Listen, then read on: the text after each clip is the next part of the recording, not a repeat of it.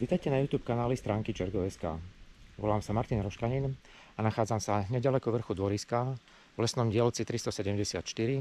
Okolo mňa sa nachádza les trojetážový s vekom 170, 50 a 10 rokov. A tento les som si vybral ako vhodnú kulisu spolu s touto hmlou a dažďom, ako vhodnú kulisu k rozprávaniu o dnešnej téme, a to je čergovské pralesy.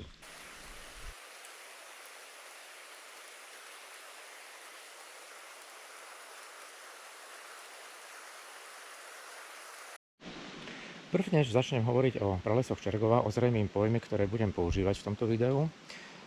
Je to pojem primárny prales.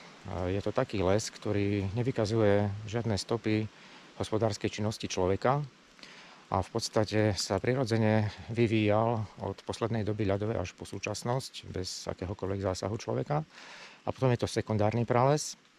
A to je les, ktorý bol v minulosti hospodársky využívaný, ale v procese jeho obnovy počas 10 ročí a staročí sa zotavil natoľko, že dnes vykazuje známky a charakteristiky pralesa. Poďme sa teda pozrieť, ako sa vyvíjal čergovský primárny prales od minulosti až po súčasnosť. Vieme, že v 13. storočí bol Čergov ešte kompletne pokrytý primárnym pralesom. Čergov vtedy tvoril prirodzenú hranicu medzi Uhorským a Poľským kráľovstvom a dokonca z listín vieme, že Čergov vtedy pre kráľa bol jeho loveckým revírom. Prvé tlaky na čergovský primárny prales začali až v období kolonizácie na nemeckom práve, kedy postupne v celej oblasti podhoria Čergova začali vznikať dediny na tomto práve. Osadníci, ktorí tieto dediny vytvárali, vyklčovali určitú časť lesa a vyklčovali aj oblasť chotára tejto obce, ktorú potom hospodársky využívali ako pasienky, prípadne polia.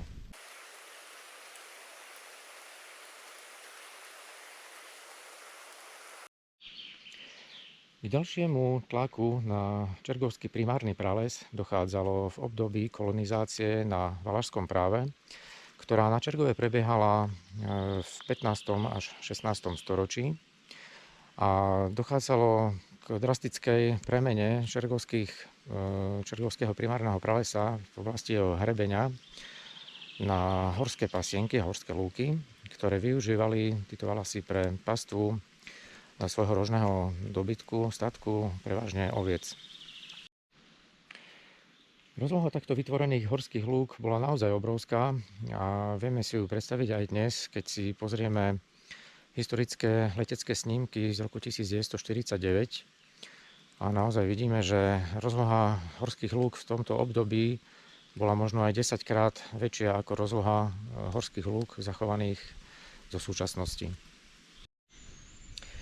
Po týchto aktivitách ostal primárny prales na Čergove zachovaný prevažne v jeho stredných partiách, avšak aj v týchto oblastiach dochádzalo po staročia k veľmi intenzívnemu využívaniu lesov. Z južnej strany od Sabinova išlo predovšetkým o ťažbu dreva, prípadne výrobu drevného uhlia. Ešte aj dnes môžeme nájsť v lesoch v tejto oblasti stopy zarovnaného terénu, tzv. Štece. Zo severnej strany zase bola mimoriadna produkcia dreva pre sklárske huty, ktoré boli v tomto priestore rozšírené od Livovskej huty smerom nadol po toku rieky Tople. Drevo sa ťažilo aj v 20. rokoch minulého storočia veľmi intenzívne v okolí Majdanu, kedy bola postavená lesná železnička z Majdanu do Sabinova a po nej sa drevo v hojných množstvách zvážalo do Sabinova.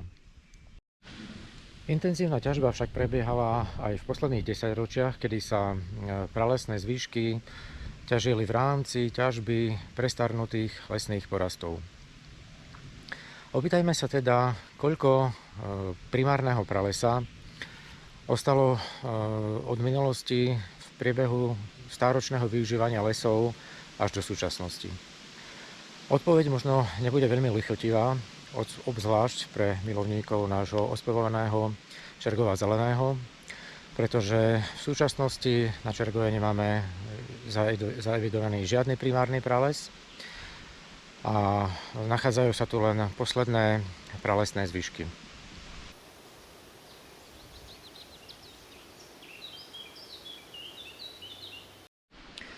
Pred pár rokmi sa na Slovensku robilo mapovanie pralesov a do tohto zoznamu sa z Čergova nedostala žiadna oblasť.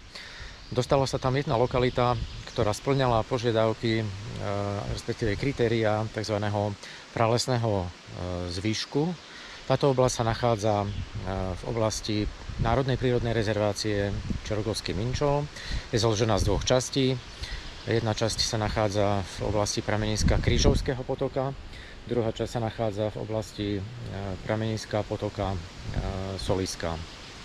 Dokopy majú tieto časti niečo cez 11 hektárov, čo je naozaj pre celú oblasť pohoria Čergova žalostne málo.